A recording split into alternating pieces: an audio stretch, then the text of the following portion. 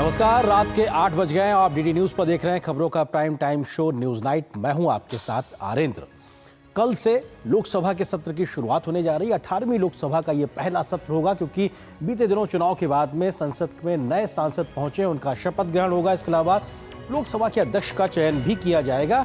साथ ही साथ देखना दिलचस्प होगा कि राष्ट्रपति के अभिभाषण को लेकर किस प्रकार की सत्ता पक्ष और विपक्ष में गर्माहट मुद्दों को लेकर देखने को मिलती है। तो अपने आप में इस खबर पर हम करेंगे चर्चा। इसके अलावा आज दिन भर की बड़ी खबरों की बात की जाए तो नीट परीक्षा में हुई कथित धांधली को लेकर लगातार आरोप प्रत्यारोप भी चले हैं। तो वहीं जो एजेंसी है सीबीआई, उसने अपनी जांच को आगे बढ़ाया और कई तार खुलते भी दिखाई पड़ रहे हैं। इस पूरी खबर में किस प्रकार से केंद्र सरकार लगातार जो प्रयास कर रही है, कदम उठा रही है, उसको लेकर देश भर के शिक्षाविदों ने सरकार के कदमों की सराहना की और कि सरकार सही दिशा में सही कदम त्वरित तरीके से उठा रही है। इस खबर को भी दिखाएंगे विस्तार से। इसके अलावा मानसून के मौसम को ध्यान रखते हुए देश में संभावित बाढ़ जैसी समस्या पे कैसे निपटेगी सरकार एक्शन मोड में, उसको लेकर आज एक उच्च स्तरीय समीक्षा बैठक हुई। इस खबर को भी दिखाएंगे विस्तार से। साथ ही साथ होगी देश दुनिया की हर जरूरी और महत्वपूर्ण खबर। शुरुआत हेडलाइंस के साथ। शिक्षा मंत्रालय की शिकायत पर एक्शन में सीबीआई। नीट पेपर लीक मामले में दर्ज की एफआईआर। ग्रेस मार्क्स पाने वाले नीट यूजी के 1563 परीक्षार्थियों के लिए कड़े इंतजाम में पुनर्परीक्षा सफलता से हुई संपन्न। रद्द हुई नीट पीजी परीक्षाओं की तारीखों की जल्द होगी घोषणा।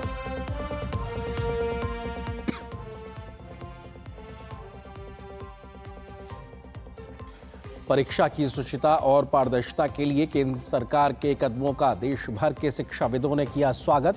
इंडियन मेडिकल एसोसिएशन ने नीट यूजी परीक्षा में अनियमितताओं पर त्वरित कार्रवाई के लिए पीएम मोदी का जताया आभार। छात्रों के हितों की रक्षा सुनिश्चित करने के लिए जांच सीबीआई को सौंपने पर भी शिक्षा मंत्रालय की सराहना।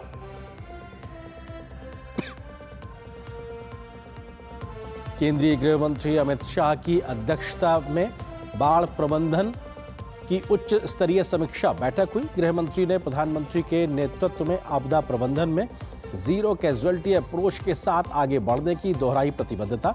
सिक्किम और मणिपुर में बाढ़ को लेकर एनडीएमए और जल शक्ति मंत्रालय को विस्तृत रिपोर्ट देने के निर्देश।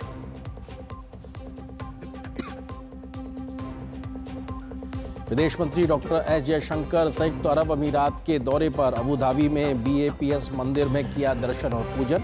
अब्दुल्ला बिन जायद अल नहयान से करेंगे मुलाकात। साझेदारी के विभिन्न मुद्दों पर होगी चर्चा। तमिलनाडु में कल्लाकुरिची शराब त्रासदी को लेकर सवालों के घेरे में राज्य सरकार। केंद्रीय वित्त मंत्री निर्मला सीतारमण ने की डीएमके सरकार के गैर जिम्मेदाराना रवैये की निंदा। भाजपा ने मामले पर इंडी गठबंधन नेताओं की खामोशी पर उठाए सवाल। छत्तीसगढ़ के सुकमा में बीजापुर सीमा के पास नक्सली हमला। नक्सलियों ने कोबरा बटालियन के जवानों को बनाया निशाना। अर्धसैनिक बल के 2 जवान शहीद, कुछ अन्य घायल।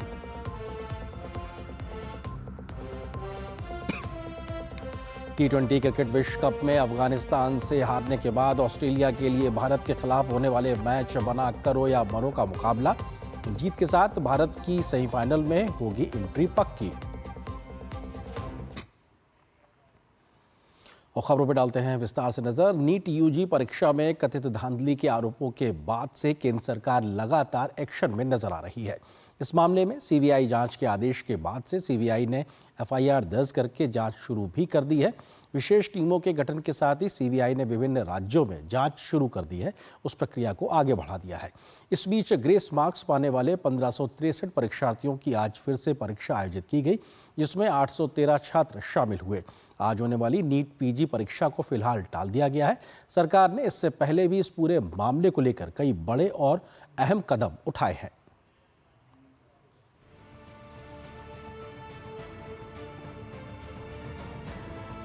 देश के भविष्य के असली कर्णधार देश के युवा छात्र ही हैं। छात्रों के भविष्य को संवारने के लिए प्रतिबद्धता सरकार का दावा रहा है, जिसको एक बार फिर पूरा करते हुए तमाम गड़बड़ियों की आशंकाओं के बीच घिरे नीट यूजी परीक्षाओं को लेकर सरकार ने सख्त रवैया अपनाया है। नीट पेपर लीक मामले में सीबीआई ने शिक्षा मंत्रालय की शिकायत पर नई एफआईआर दर्ज की है। इसके साथ ही राज्यों में दर्ज संबंधित मामलों को भी सीबीआई जांच के लिए लेने की कोशिश करेगी, ताकि पूरी पारदर्शिता से मामले की जांच की जा सके। इससे एक दिन पहले ही शिक्षा मंत्रालय ने पूरे प्रकरण की जांच सीबीआई को सौंपने का फैसला लिया था और केंद्र सरकार ने मामले को गंभीरता से लेते हुए परीक्षा की शुचिता और पारदर्शिता को सुनिश्चित करते हुए सार्वजनिक परीक्षा अनुचित साधनों की रोकथाम अधिनियम 2024 भी लागू किया है। सरकार लगातार परीक्षाओं को पारदर्शी तरीके से सुनिश्चित करने और छात्रों के हितों की रक्षा के लिए प्रतिबद्धता को दोहराती आई है। सरकार की ओर से साफ कहा गया है कि ऐसी किसी भी गड़बड़ी में शामिल किसी भी व्यक्ति संगठन के खिलाफ सख्त कार्रवाई होगी। जिन लोगों ने इन चीज़ों को करा है उनके ऊपर सख्त कार्रवाई होनी चाहिए। उसके ऊपर भारत सरकार की तरफ से ज़ीरो टॉलरेंस है। सीबीआई की इंक्वायरी के आज कल ऑर्डर कर दिए गए हैं जी। और वो काम आगे बढ़ रहा है। इसी प्रकार आपने देखा है कि जो एक बहुत ही सिग्निफिकेंट कानून भारत की पार्लियामेंट ने ऑलरेडी पास किया हुआ था, उसके रूल्स को भी नियमित कर दिया गया है। नेशनल टेस्टिंग एजेंसी के जो लीडरशिप है, जो उनके चीफ थे, उनको भी कार्य से मुक्त किया गया है। शिक्षा मंत्रालय ने एक बहुत हाई पावर्ड और बहुत ही एमिनेंट लोगों की एक कमेटी को बनाया गया है, जिसमें डॉक्टर राधाकृष्णन हैं जो कि इसरो के चेयरमैन थे, और उनके साथ एक बड़ी high powered committee of very very eminent people in academics उनको लगाया गया है। यूजी और यूजीसी नेट परीक्षाओं में अनियमितताओं के आरोपों के बीच एनटीए के प्रमुख सुबोध कुमार सिंह को शनिवार रात उनके पद से हटा दिया गया और प्रदीप सिंह खरोला को एनटीए के महानिदेशक की जिम्मेदारी सौंपी गई है। इस सब के बीच नीट यूजी परीक्षा में ग्रेस मार्क्स पाने वाले परीक्षार्थियों के लिए आज दोबारा परीक्षा का आयोजन हुआ। नीट यूजी की पुनर्परीक्षा 1563 छात्रों के लिए देश भर में 7 केंद्रों पर आयोजित की गई। परीक्षा केंद्रों के बाहर शांति व्यवस्था बनाए रखने के लिए 200 मीटर की परिधि में धारा 144 लागू रही।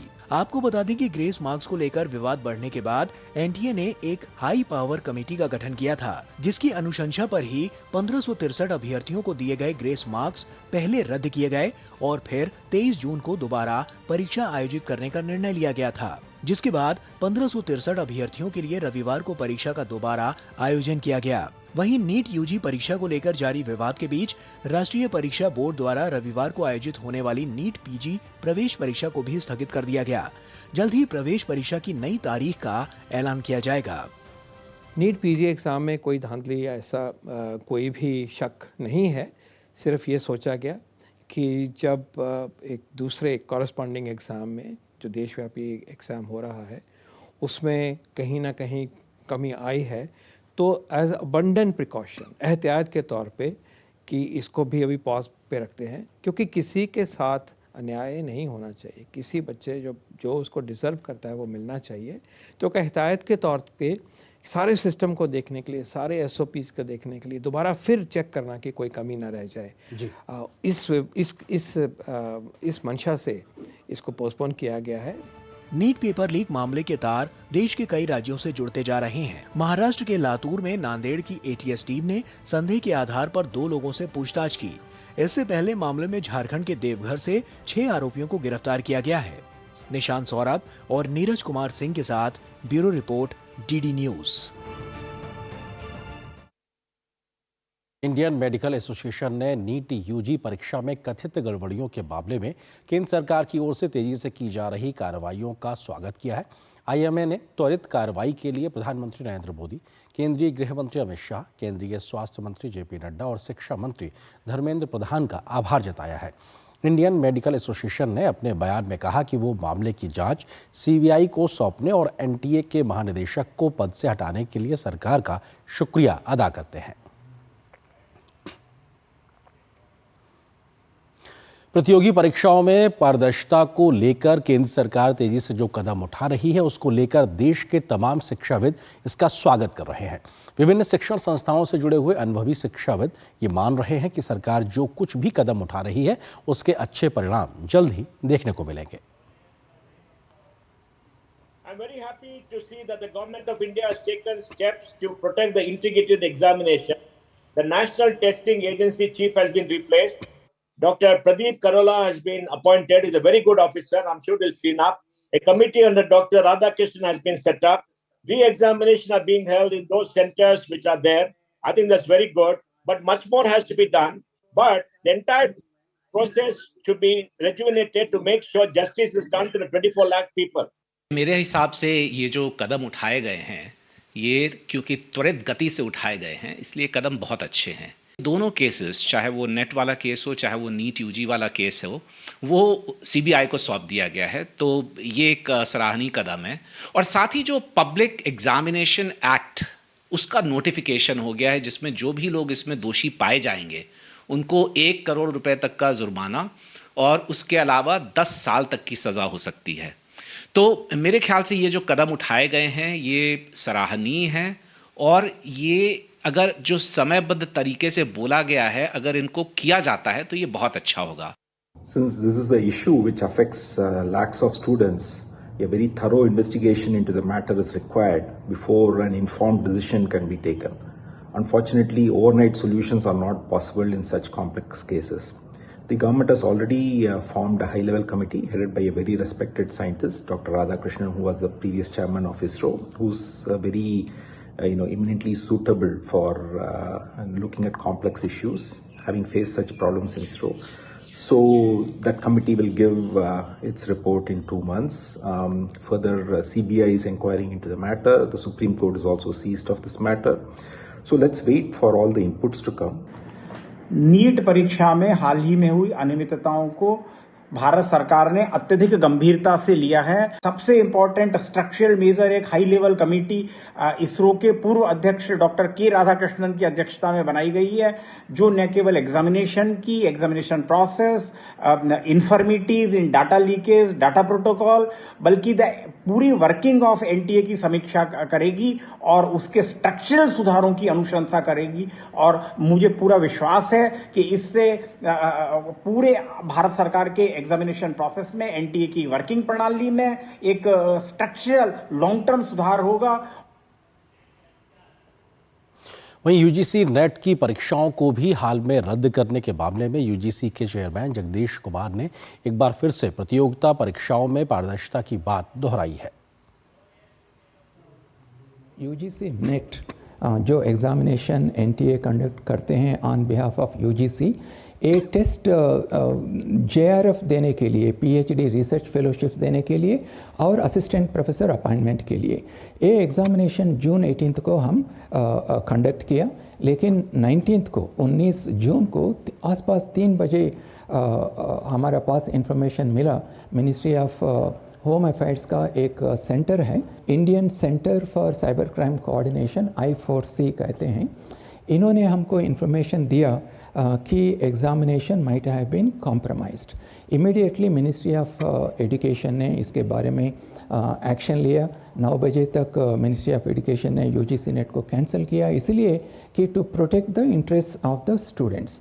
अभी एनटीए इसके बारे में काम कर रहा है। आगे जो दिनों में हम यूजीसी नेट को कंडक्ट करना चाहते हैं वो डेट्स को भी हम अनाउंस करेंगे। तो सरकार के लगातार कदम और उसके बाद में देश भर के शिक्षाविद इस बात का भरोसा जता रहे हैं कि आखिर जो कदम उठाए जा रहे हैं वो नज़ीर भी बनेंगे और उसका फायदा भी नजर आए। फिलहाल एक छोटे से ब्रेक के लिए रुकते हैं, बहुत जल्द हाजिर होते हैं।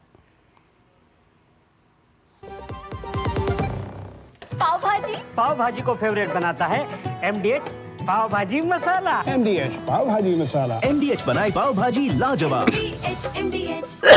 स्वाद से सबको दीवाना कर दे, दीवाना कर दे। पता का चाय, गजब का स्वाद। मैं क्या जी, सब जानते हैं, जहां दिखे मारियो, अपना समझ के खा लियो। डॉक्टर ऑर्थो ऑयल के रेगुलर मसाज से जॉइंट हेल्थी रहते हैं, और अगर प्रॉब्लम बहुत पुरानी है तो डॉक्टर ऑर्थो कैप्सूल्स साथ लेना ना भूलें। अब दर्द भी घुटने टेकेगा। Sir 50,000 advance. और इतना कैश तो हम नहीं लाए। और आज बैंक भी बंद है। इलाज है डिजिटल पेमेंट का आसान सा ढूंढ। लेकिन अरे घबराइए मत, सावधानी के साथ करेंगे तो कोई साइड इफेक्ट भी नहीं होगा। फोन लाइए मुझे, यहाँ फोन लगाइए।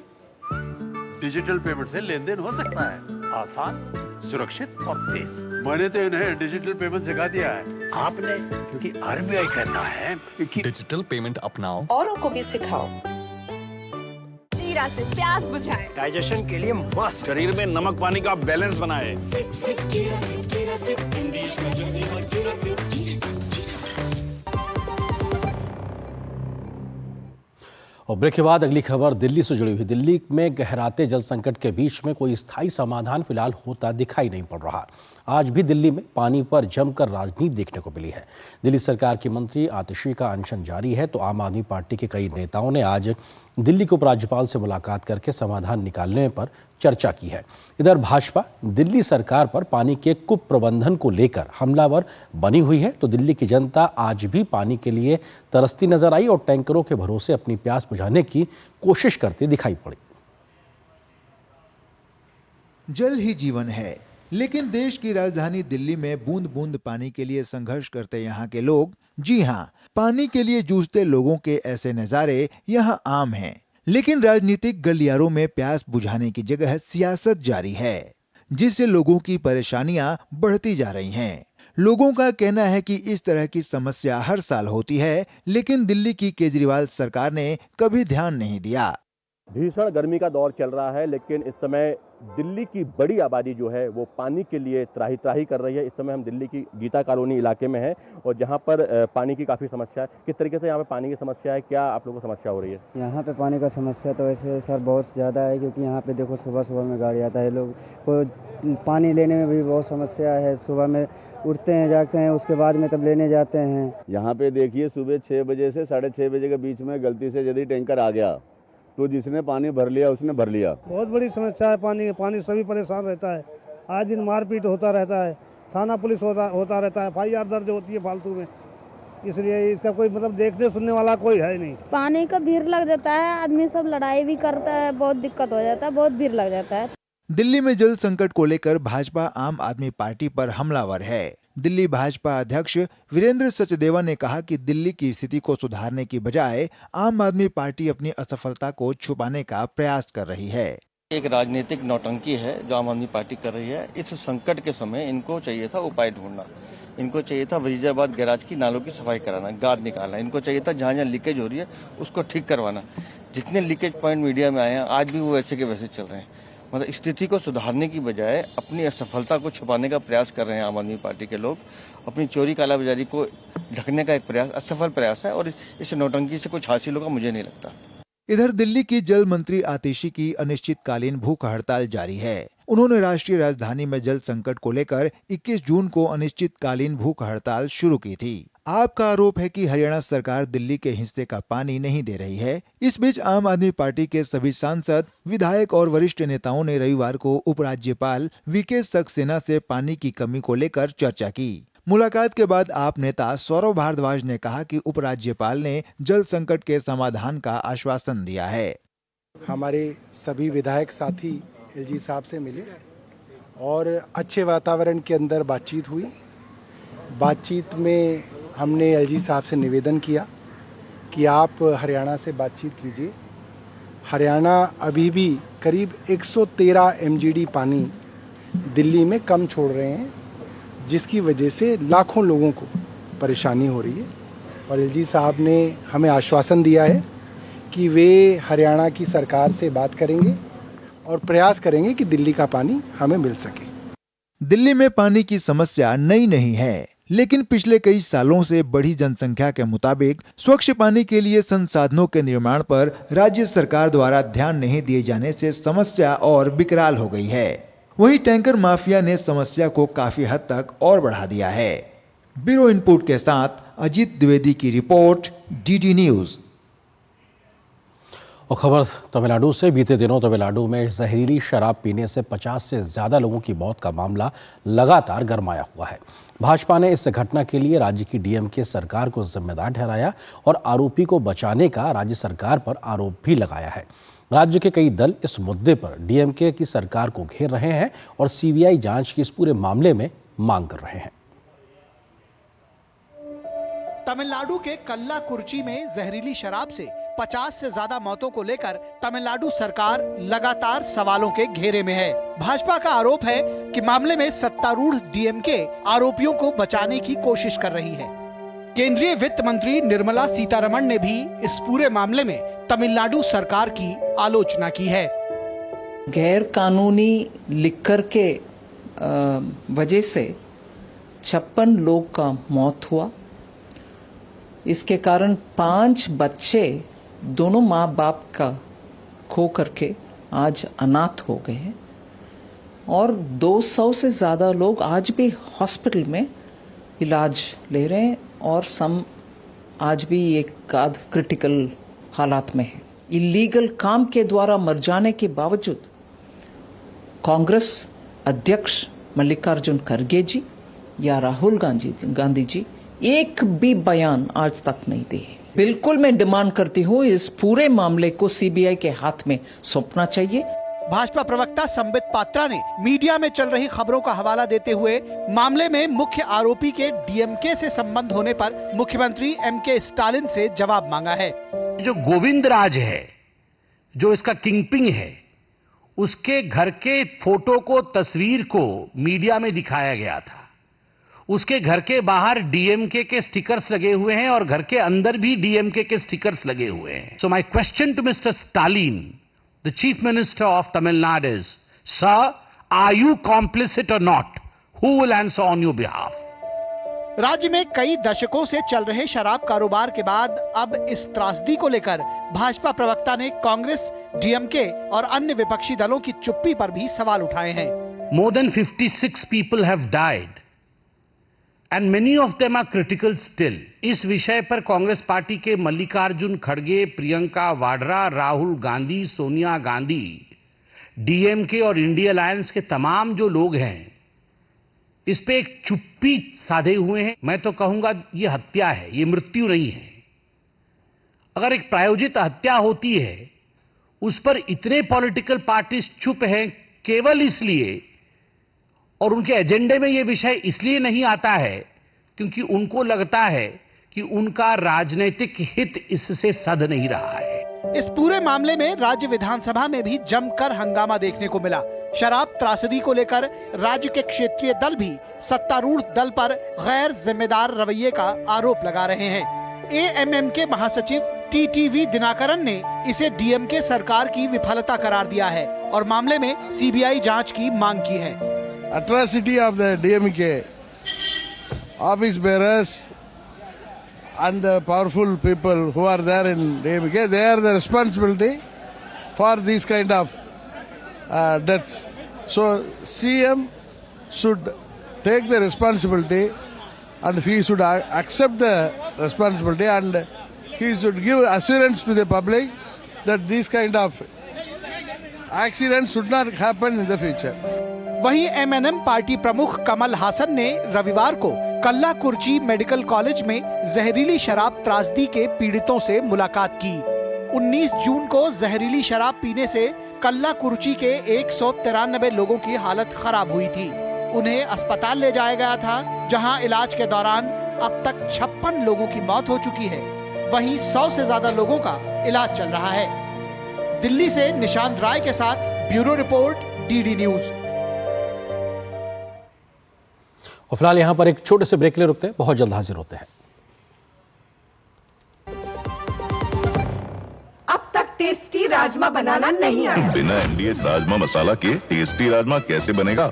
एमडीएच राजमा मसाला, क्या स्वादिष्ट राजमा बनाए। एमडीएच।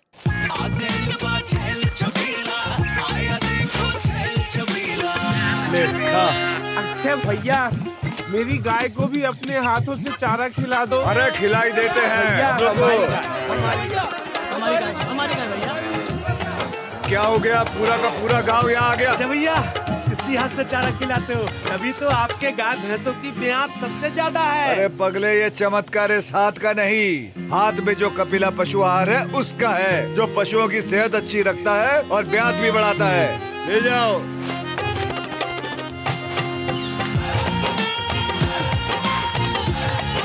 कपिला, देश का नंबर 1 पशु आहार। बात जब पीढ़ियों के लिए बनने वाले घर की हो तो जिम्मेदारी बड़ी हो जाती है। गैलेंट समझता है ये जिम्मेदारी। अब डबल एम रिब्स के साथ गैलेंट एडवांस टीएमटी का रियल हीरो। गोल्डी छोले मसाले, जहाँ जाए रिश्ते बनाए। जहाँ जाए रिश्ते बनाए, गोल्डी मसाले।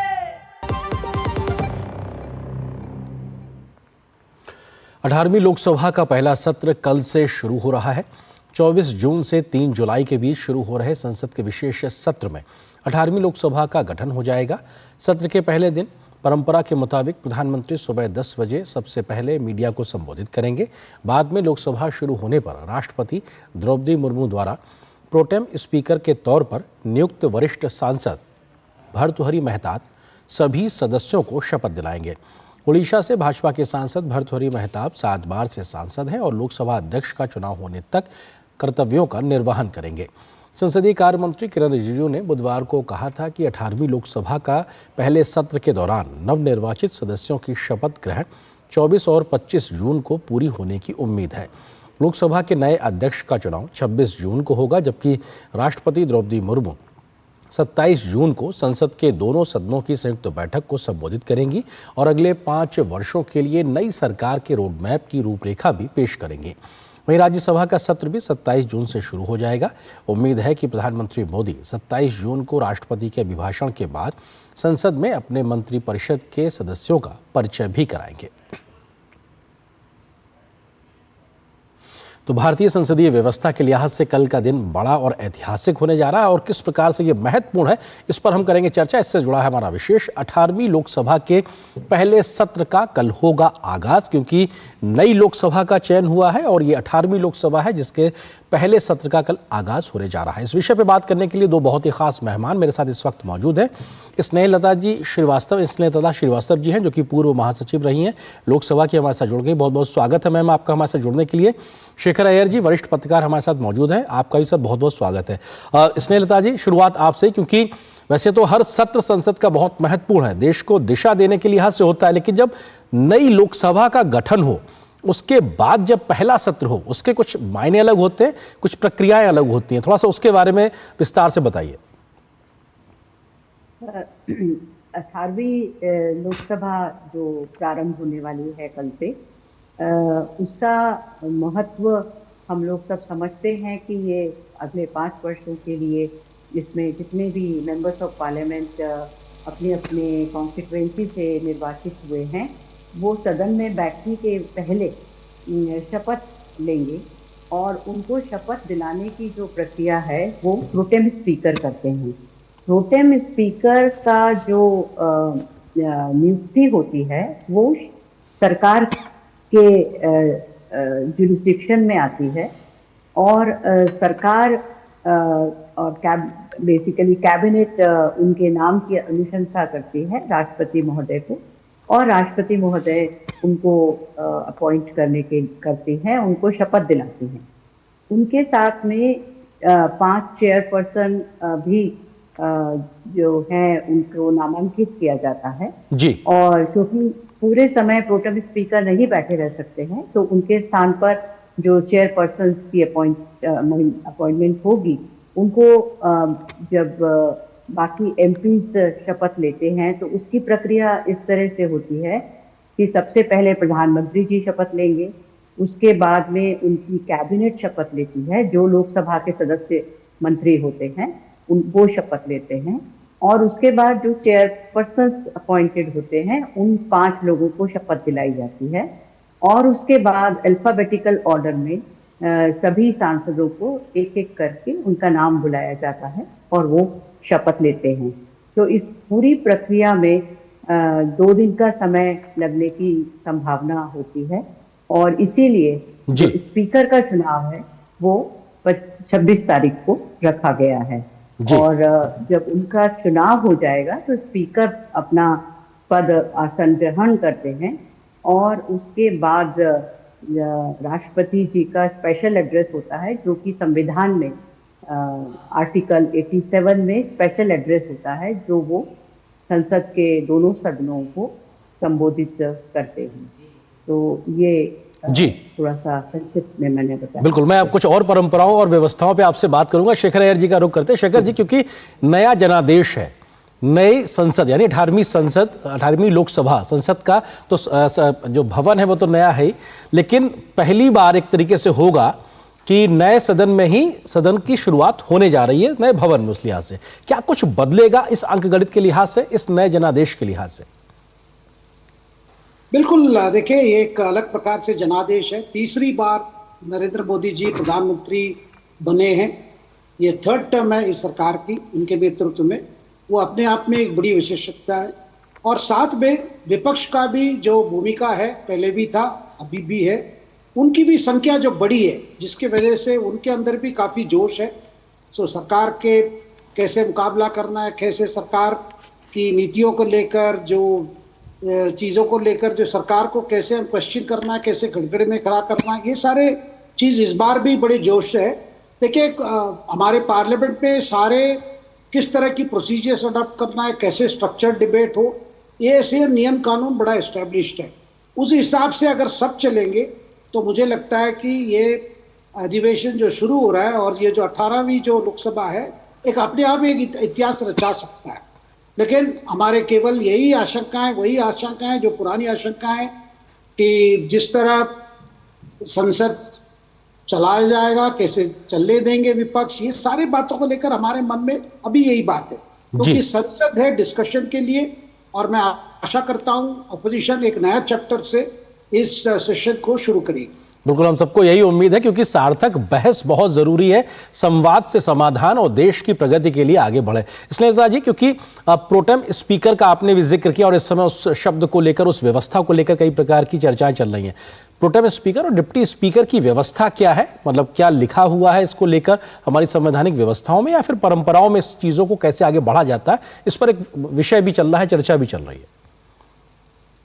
देखिए, प्रोटेम स्पीकर में प्रोटेम नाम का इस्तेमाल संविधान में नहीं हुआ है, बट जो संविधान के आर्टिकल 95 में ये व्यवस्था दी गई है कि राष्ट्रपति जी जो नए सांसद निर्वाचित होते हैं उनको शपथ दिलाएंगे, या उनके द्वारा अपॉइंटेड कोई व्यक्ति जो सांसद हैं वो शपथ दिलाएंगे। तो लोकसभा की नियमावली में उसको प्रोटेम का नाम दिया गया है, परंतु ये संविधान में ही व्यवस्था है कि आर्टिकल 95 के अनुसार कि राष्ट्रपति जी जब तक स्पीकर का चुनाव नहीं होगा और डिप्टी स्पीकर भी नहीं होगा, तो वो किसी व्यक्ति को नामांकित करेंगी और उनको शपथ दिलाई जाएगी बाकायदा, और उनको स्पीकर के सारे अधिकार उपलब्ध रहेंगे जब तक वो प्रोटेम स्पीकर रहेंगे। और वो सारे जो मेंबर्स ऑफ पार्लियामेंट हैं उनको आर्टिकल 99 के अनुसार उसमें एक शेड्यूल बना है, शेड्यूल 3, उसमें एक फॉर्म है जो कि संसद सदस्यों के लिए है, जो राज्यसभा और लोकसभा के सांसदों के लिए है। उसी फॉर्म में उसमें जो शब्द लिखे हैं उसी को पढ़ के और उसी को बोल करके ही वो शपथ वैलिड मानी जाती है जी। तो मैं ये बताना चाहूंगी कि जब 17वीं लोकसभा में शपथ दिलाई जा रही थी, उस समय मैं सेक्रेटरी जनरल थी और उस समय कुछ सांसद अपने शपथ के दौरान कुछ नारे या किसी और का नाम लेना चाहते थे, तो ऐसी शपथ इनवैलिड मानी जाती है। और इसलिए अगर आप देखें प्रधानमंत्री जी को और हमारे जो सीजन्ड सांसद गण हैं जो कई टर्म्स में सांसद बनते हैं, जब वो शपथ लेने आते हैं तो ना एक शब्द इधर बोलते हैं ना उधर बोलते हैं जी। तो ये बात हमारे सभी माननीय सांसद गण को समझना चाहिए कि उन्हें संविधान का पालन करना है और सबसे पहली शुरुआत होती है शपथ से। तो शपथ ही उन्हें संविधान के अनुसार ही लेनी चाहिए। बिल्कुल, संविधान के अनुसार, संविधान में तय की गई भाषा के अनुसार शपथ लेके अपनी संवैधानिक जिम्मेदारियों पे आगे बढ़ना है जी। शेखर जी, क्योंकि डिप्टी स्पीकर की बात हो या स्पीकर की बात, उसके चुनाव को लेकर संख्या बल के आधार पर स्थिति स्पष्ट दिखाई पड़ रही है, लेकिन विपक्ष है अभी से अपने एक तरीके से तेवर दिखाने की बात कर रहा है। बिल्कुल, देखिए ये प्रोटेम स्पीकर को लेकर ही अननेसेसरीली कंट्रोवर्सी क्रिएट करने की कोशिश हुई है कि कोई 7वां है, कोई 8वां है, लेकिन बात क्लियर है कि पहले भी ऐसे ही रहा। जो कंसेक्यूटिव लॉन्गेस्ट टर्म सर्व किए उन्हीं को प्रोटेम स्पीकर अपॉइंट हुआ। पहले भी ऐसे ही हुआ है, जब कांग्रेस भी की समय भी ऐसे ही हुआ था। और अभी बात हो रही है भर्तृहरि मेहताब जी का, वो 7वीं बार, मतलब 7 बार वो कंसेक्यूटिवली इलेक्ट हुए, कोई ब्रेक नहीं है। जो कोटाकुटिल सुरेश की बात हो रही है, उनका कह रहे हैं उनका 8वां टर्म है, लेकिन उनका बीच में 2 ब्रेक हुआ है। और पहले भी ऐसी हुआ है अरेंद्र जी, आपने देखा, देखे जब अटल जी थे, जॉर्ज फर्नांडिस वगैरह थे, कभी उनको तो प्रोटेम स्पीकर कांग्रेस ने कभी नहीं बनाया। जब वो सदस्य मतलब वैसे देखा जाए तो उनकी लंबा ये थी। देखिए, ये ब्रेक भी एक बात है, ये भी लिया जाता है, और प्रोटेम स्पीकर का कोई बड़ी रोल नहीं है, वो तो दबाने का ही काम है। लेकिन इससे विवाद शुरू करके मुझे लगता है विपक्ष ने बड़ा स्पष्ट कर दिया है कि उनकी ओर से इस बार अग्रेशन ज्यादा होगा, हर मुद्दे पर वो सरकार को चुनौती देना चाह रहे। तो अब स्पीकर की इलेक्शन की बात है तो 26 तारीख को जो रूलिंग पार्टी की तरफ से बड़े क्लियर है कि स्पीकर रूलिंग पार्टी का ही होगा, तो उसमें कोई ये नहीं है। और विपक्ष एक प्रकार से डील चाहती थी, भाई हम स्पीकर को सपोर्ट कर देंगे, आप हमें डिप्टी स्पीकर दे दो। मुझे नहीं लगता कि इस तरह की कोई अरेंजमेंट इस बार हो पाएगा। हो सकता है स्पीकर के लिए एक इलेक्शन भी हो जाए। बिल्कुल इस तरह की संकेत मिल रहे हैं। बिल्कुल, दिल्ली में मौसम की गर्मी ज्यादा, इस प्रकार की संसद में मुद्दों की तपिश कम देखने को मिले, सकारात्मक सहयोग देखने को मिले, हम ऐसी उम्मीद करते हैं। फिलहाल वक्त इतनी ही अनुमति दे रहा है। स्नेहलता जी आपका और शेखर जी आपका हमारे साथ जुड़ने के लिए बहुत बहुत शुक्रिया, बहुत बहुत धन्यवाद वक्त देने के लिए। फिलहाल यहाँ पर एक छोटे से ब्रेक के लिए रुकते हैं, बहुत जल्द हाजिर होते हैं, कुछ और खबरों से आपको रूबरू कराएंगे। MDH का किचन किंग किचन में हो तो हम सब कुछ बना सकते हैं। बैंगन का भरता, आलू गोभी, भिंडी मसाला और भी बहुत कुछ। MDH।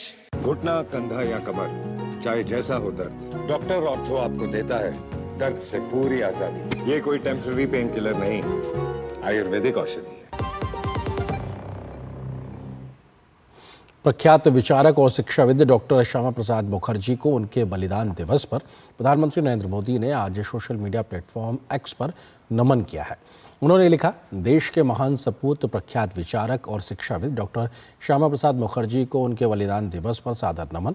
माँ भारती की सेवा में उन्होंने अपना जीवन समर्पित कर दिया। उनका ओजस्वी व्यक्तित्व देश की हर पीढ़ी को प्रेरित करता रहेगा।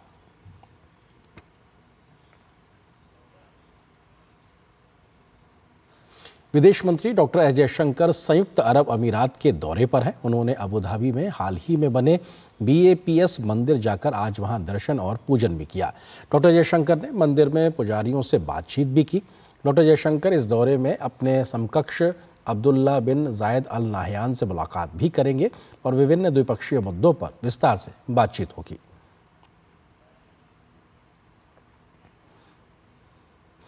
आज यानी 23 जून की तारीख भारतीय विमानन क्षेत्र के लिए स्याह दिन से कम नहीं है। आज ही के दिन एयर इंडिया की एक फ्लाइट दर्दनाक हादसे का शिकार हो गई थी। इस हादसे में 329 लोगों की जान चली गई थी। विदेश मंत्री डॉक्टर एस जयशंकर ने सोशल मीडिया साइट एक्स पर इस हादसे पर दुख व्यक्त करते हुए लिखा है, आज इतिहास में आतंकवाद के सबसे बुरे कृत्यों में से एक की 39वीं वर्षगांठ है। इस बात को उन्होंने जिक्र किया।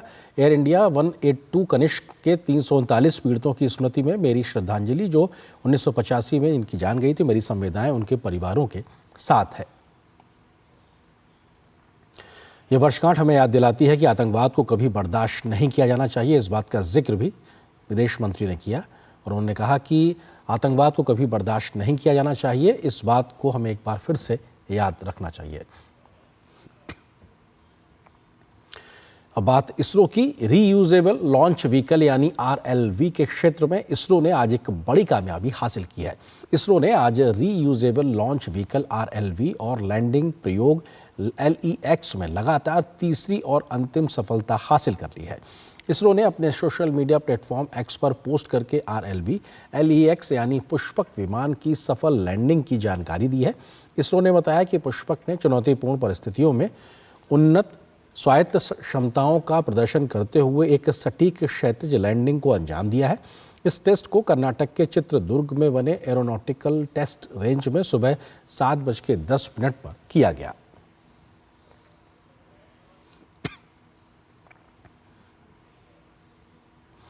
छत्तीसगढ़ के सुकमा जिले में बीजापुर सीमा के पास नक्सलियों ने बड़ी वारदात को आज अंजाम दिया। सिलगेर और टेकल गुडेम के बीच नक्सलियों ने कोबरा बटालियन के ट्रक को IED ब्लास्ट कर उड़ा दिया। हमले में 2 जवान शहीद हो गए जबकि कुछ अन्य जवान घायल भी हुए हैं। दरअसल जगरगुंडा क्षेत्र के सिलगेर कैंप से 201 कोबरा वाहिनी के जवानों का वाहन टेकल गुडेम की ओर जा रहा था। वहां रास्ते में नक्सलियों ने आईईडी प्लांट कर रखा था।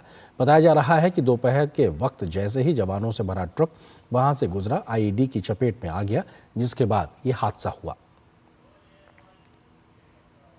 जिला सुकमा के थाना जगरगुंडा के कैंप सिलगेर और टेकलगुड़म के मध्य तीमापुरम के समीप आज दोपहर सुरक्षा कार्य में लगे वाहनों पर नक्सलियों के द्वारा आईडी विस्फोट किया गया है, जिससे उक्त वाहन में मौजूद 201 कोबरा के वाहन चालक विष्णु तथा आरक्षक शैलेंद्र शहीद हुए हैं।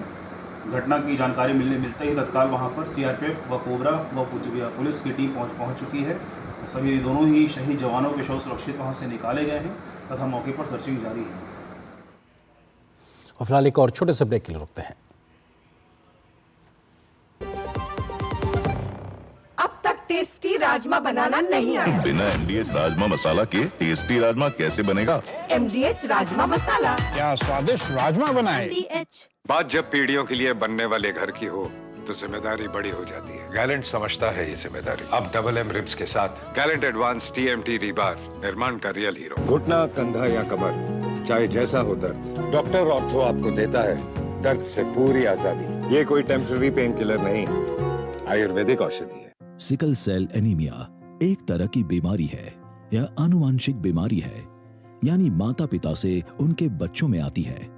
इससे रक्त कोशिका का आकार गोल न होकर हंसिया जैसा हो जाता है, साथ ही उसका लचीलापन खत्म हो जाता है, जिससे नसों में खून बहने से परेशानी होती है और शरीर में तेज दर्द होता है। खून की तुरंत जांच करवाएं और डॉक्टर द्वारा दी गई सलाह एवं दवा का सेवन करें। साथ ही ज्यादा से ज्यादा पानी पिए और स्वच्छता का ध्यान रखें। यदि सिकल सेल से पीड़ित युवक और युवती आपस में शादी करते हैं तो उनकी संतान में यह बीमारी होने का खतरा बहुत अधिक रहता है। इसलिए शादी से पहले लड़का और लड़की के खून की जांच जरूर करवाएं, ताकि इस बीमारी को आने वाली पीढ़ी में फैलने से रोका जा सके। आइए सिकल सेल एनीमिया बीमारी को जानें और इसे रोकें।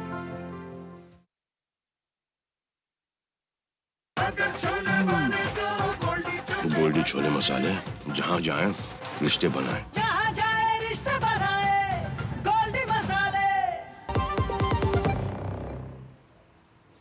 देश में इन दिनों मौसम का मिजाज अलग अलग इलाकों में अलग अलग तरीके का दिखाई पड़ रहा है। कुछ राज्यों में मानसून ने दस्तक दे दी है तो कहीं मानसून के पूर्व की बारिश से भी राहत मिलती दिखाई पड़ रही है। हालांकि अभी भी देश का एक बड़ा हिस्सा जहां गर्मी का सितम जारी है। इस बीच मानसून की दस्तक के साथ ही सरकार भी अपनी तैयारी में दुरुस्त करने में लग गई है। केंद्रीय गृह मंत्री अमित शाह की अध्यक्षता में आज एक उच्च स्तरीय बैठक हुई। गृह मंत्री ने देश में बाढ़ की समस्या कम करने के लिए व्यापक और दूरगामी नीति तैयार करने के दीर्घकालिक उपायों की भी आज समीक्षा की है।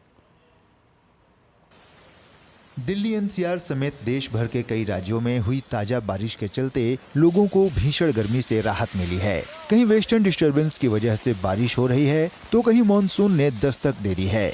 इस बीच देश में बाढ़ प्रबंधन के लिए समग्र तैयारियों की समीक्षा के लिए केंद्रीय गृह मंत्री अमित शाह ने नई दिल्ली में एक उच्च स्तरीय बैठक की अध्यक्षता की। केंद्रीय गृह मंत्री ने देश में बाढ़ की समस्या कम करने के लिए व्यापक और दूरगामी नीति तैयार करने के दीर्घकालिक उपायों की भी समीक्षा की। बैठक के दौरान केंद्रीय गृह मंत्री ने पिछले साल हुई बैठक में लिए गए निर्णयों पर हुई कार्रवाई की भी समीक्षा की। इसके साथ ही सभी एजेंसियों द्वारा अपनाई जा रही आधुनिक तकनीकों और उनके नेटवर्क के विस्तार पर भी बैठक के दौरान चर्चा हुई। केंद्रीय गृह मंत्री ने ग्लेशियर लेक आउटबर्स्ट फ्लड से निपटने की तैयारियों की भी समीक्षा की। साथ ही उन्होंने बाढ़ नियंत्रण के लिए भारतीय अंतरिक्ष अनुसंधान संगठन द्वारा उपलब्ध कराई गई सैटेलाइट इमेजिंग के विभिन्न एजेंसियों द्वारा अधिकतम इस्तेमाल पर भी बल दिया। उन्होंने कहा कि प्रधानमंत्री नरेंद्र मोदी जी के नेतृत्व में भारत का आपदा प्रबंधन जीरो कैजुअलिटी अप्रोच के साथ आगे बढ़ रहा है और केंद्रीय जल आयोग के बाढ़ निरीक्षण केंद्र आवश्यकता के अनुरूप और अंतर्राष्ट्रीय स्तर के होने चाहिए। गृह मंत्री ने उत्तर पूर्व में कम से कम 50 बड़े तालाब बनाकर ब्रह्मपुत्र नदी के पानी को डाइवर्ट करने की व्यवस्था पर जोर देते हुए कहा कि इससे बाढ़ से निजात के साथ साथ कृषि, सिंचाई व पर्यटन विकसित हों। उन्होंने कहा कि नदियों के जल स्तर के पूर्वानुमान को अपग्रेड कर बाढ़ की समस्या को कम करने के प्रयास के साथ ही बाढ़ की स्थिति में जल भराव से निपटने के लिए सड़क निर्माण के डिजाइन में ही प्राकृतिक जल निकासी का प्रावधान हो। गृह मंत्री ने एनडीएमए और जल शक्ति मंत्रालय को सिक्किम और मणिपुर में आई बाढ़ का अध्ययन कर गृह मंत्रालय को विस्तृत रिपोर्ट देने का निर्देश दिया। साथ ही जंगल की आग को रोकने के लिए नियमित रूप से फायर लाइन बनाने, सूखे पत्तों को हटाने और स्थानीय निवासियों और वन कर्मियों के साथ समय समय पर मॉक ड्रिल करने को भी कहा। उन्होंने विभिन्न विभागों द्वारा विकसित की गई मौसम, वर्षा और बाढ़ चेतावनी संबंधित ऐप्स को एकीकृत किए जाने की जरूरत पर भी जोर दिया। कई राज्यों में हो रही बारिश ने लोगों को भीषण गर्मी से बड़ी राहत दी है। दिल्ली एनसीआर में हुई बारिश से लोगों को काफी राहत मिली। वहीं उत्तराखंड की राजधानी देहरादून में तेज हवाओं के साथ बारिश हुई। छत्तीसगढ़ के रायपुर शहर के कुछ हिस्सों में बारिश के बाद पानी सड़कों पर भर गया। तो वहीं गुजरात के डांग शहर में तेज बारिश के बाद मौसम सुहाना हो गया। मुंबई में मानसून थोड़ा थमने के बाद अब फिर से सक्रिय हो गया है। शहर के कई हिस्सों में झमाझम बारिश हुई। पिछले कुछ महीनों में भीषण गर्मी की मार झेल रहे लोगों को राहत मिली है। अरुणाचल प्रदेश के ईटानगर में रविवार सुबह बादल फटने से कई स्थानों पर भूस्खलन हुआ और बाढ़ जैसे हालात पैदा हो गए। बाढ़ में कई घर और वाहन भी क्षतिग्रस्त हो गए। बाढ़ का पानी राष्ट्रीय राजमार्ग 415 के कई हिस्सों में भर गया, जिससे राजमार्ग पर कई वाहन फंस गए। जिला प्रशासन ने लोगों से नदियों के किनारे और भूस्खलन के खतरे वाले क्षेत्रों में न जाने की हिदायत दी है। जिला प्रशासन ने 7 स्थानों पर राहत शिविर लगाए हैं। उधर असम में पिछले कुछ दिनों से हो रही बारिश से राहत के साथ ही बाढ़ की स्थिति में सुधार के संकेत दिखे हैं। हालांकि अभी भी 12 जिलों के 1027 गांवों में 2,60,000 से ज्यादा लोग प्रभावित हैं। सबसे ज्यादा प्रभावित लोगों की संख्या करीमगंज में करीब 1,40,000 है। राज्य भर में बाढ़ से मरने वालों की संख्या 29 तक पहुँच गई है। फिलहाल कोपिली और कुशियारा नदियाँ खतरे के निशान से ऊपर बह रही हैं। Bureau report, DD news. और अगली खबर खेल के मैदान से। T20 क्रिकेट विश्व कप में सोमवार को भारत और ऑस्ट्रेलिया की टीम आमने सामने होंगी। अफगानिस्तान के हाथों हारने के बाद ये मैच ऑस्ट्रेलिया के लिए बेहद महत्वपूर्ण हो गया है।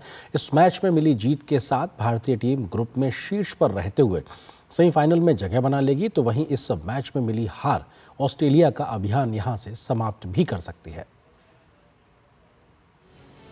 T20 क्रिकेट विश्व कप में सोमवार को सुपर 8 के अपने तीसरे मुकाबले में भारत का सामना ऑस्ट्रेलिया से होगा। भारत के पास ये मैच जीतकर ऑस्ट्रेलिया को प्रतियोगिता से बाहर करने का मौका है। इस मैच में जीत दर्ज करते ही भारतीय टीम सेमीफाइनल में जगह बना लेगी, वहीं ऑस्ट्रेलिया प्रतियोगिता से बाहर हो सकती है। ऑस्ट्रेलिया को अफगानिस्तान के खिलाफ अप्रत्याशित हार का सामना करना पड़ा था, जिसके बाद ऑस्ट्रेलिया के लिए ये मैच करो या मरो का मुकाबला बन गया है। ऑस्ट्रेलिया का सेमीफाइनल में पहुंचना अब सिर्फ उनके हाथ में नहीं रह गया है। सोमवार की रात को अफगानिस्तान और बांग्लादेश आमने सामने होंगे और उस मैच का परिणाम तय करेगा कि इस ग्रुप से सेमीफाइनल में जाने वाली दूसरी टीम कौन सी होगी। ऑस्ट्रेलिया के खिलाफ जीत के साथ भारत का ग्रुप में शीर्ष पर रहना तय हो जाएगा। भारतीय टीम को पिछले कुछ आईसीसी इवेंट्स में ऑस्ट्रेलिया के खिलाफ अहम मुकाबलों में हार झेलनी पड़ी है और ये मैच भारत के पास उसका बदला लेने का एक अच्छा मौका है। भारतीय टीम मौजूदा विश्व कप में शानदार फॉर्म में नजर आ रही है। सुपर 8 में भारत ने अफगानिस्तान और बांग्लादेश को मात देने में कामयाबी पाई है। हार्दिक पांड्या के बल्ले और गेंद से शानदार ऑलराउंड प्रदर्शन भारतीय मैनेजमेंट के लिए राहत की बात है। कुलदीप यादव ने भी अपनी शानदार गेंदबाजी से प्रभावित किया है। व्यस्त कार्यक्रम और लगातार यात्रा के बावजूद टीम मैनेजमेंट ने खिलाड़ियों को रोटेट नहीं किया है। भारत और ऑस्ट्रेलिया के बीच ये मुकाबला सेंट लूसिया के डेरेन सैमी क्रिकेट स्टेडियम में खेला जाएगा।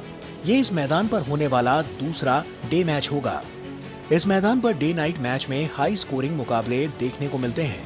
यहाँ धीमी गति के गेंदबाजों को मदद मिल सकती है। वहीं ऑस्ट्रेलिया के सामने कई तरह की परेशानियां हैं। अफगानिस्तान के सामने टीम के बल्लेबाजों ने निराश किया था। वहीं टीम की फील्डिंग भी काफी खराब रही थी।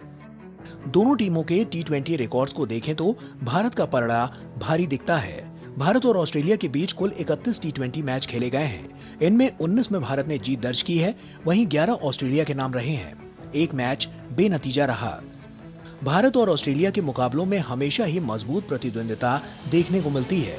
हालांकि इस बार ऑस्ट्रेलिया के सामने बड़ी परेशानी है, क्योंकि इस मैच में हार टूर्नामेंट में उनका अभियान समाप्त कर सकती है।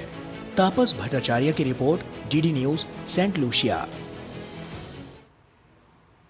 और न्यूज नाइट के अंत में नजर डालते हैं कुछ और राष्ट्रीय महत्व की खबरों पर फटाफट अंदाज में। आप देखिए इन खबरों को, मुझे दीजिए अनुमति। नमस्कार। जम्मू कश्मीर रियासी के तलवारा में केजेपी के 16वीं basic recruitment training course BRTC batch की पासिंग आउट परेड की गई। इस अवसर पर जम्मू कश्मीर के लेफ्टिनेंट गवर्नर मनोज सिन्हा उपस्थित रहे। केंद्रीय कानून एवं न्याय राज्य मंत्री अर्जुन राम मेघवाल ने कहा कि औपनिवेशिक दंड संहिता ने भारतीयों का दमन किया, इसलिए देशवासियों को न्याय प्रदान करने के लिए नई भारतीय न्याय संहिता की शुरुआत की जा रही है। चेन्नई में एक कार्यक्रम को संबोधित करते हुए उन्होंने कहा कि आजादी के बाद कई अनावश्यक कानून अस्तित्व में थे, जिन्हें खत्म कर दिया गया है। भारतीय जनता पार्टी ने आगामी झारखंड विधानसभा चुनाव की तैयारियां शुरू कर दी हैं। झारखंड दौरे पर पहुंचे केंद्रीय मंत्री शिवराज सिंह चौहान ने कहा कि झारखंड को कुशासन से मुक्त करना है। झारखंड की सरकार देश की सबसे भ्रष्ट सरकार है।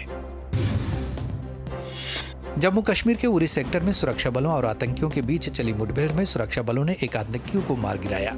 संदिग्ध आतंकी बॉर्डर पार से घुसपैठ की कोशिश में लगे हुए थे। इलाके में सर्च ऑपरेशन चलाया जा रहा है। कांवड़ मेले को लेकर हरिद्वार पुलिस प्रशासन ने व्यापारियों के साथ बैठक की। हरिद्वार उत्तराखंड जिला मजिस्ट्रेट धीरज सिंह गब्रियाल ने बताया कि व्यापारियों के साथ बैठक की, जिसमें उन्होंने आगामी कांवड़ मेले को लेकर हमें अपनी राय दी है। 10-15 दिनों में शासन स्तर पर भी इसकी समीक्षा होगी। कर्नाटक सरकार ने सूरज रेवन्ना के खिलाफ यौन शोषण मामले की जांच CID को सौंप दी है। शनिवार को एक युवक की शिकायत पर सूरज रेवन्ना के खिलाफ हॉलन रसीपुरा पुलिस स्टेशन में मामला दर्ज किया गया था। अंबुबाची मेले का दूसरा दिन असम में भक्तों के बीच बड़े ही उत्साह के साथ मनाया गया। विश्व प्रसिद्ध अंबुबाची मेले के दौरान लोगों की भारी भीड़ देखी गई। देश के कई राज्यों के अलावा विश्व भर से लोग गुवाहाटी में मां कामाख्या मंदिर में साधना करने के लिए पहुंचे और अंबुबाची मेले का आनंद लिया।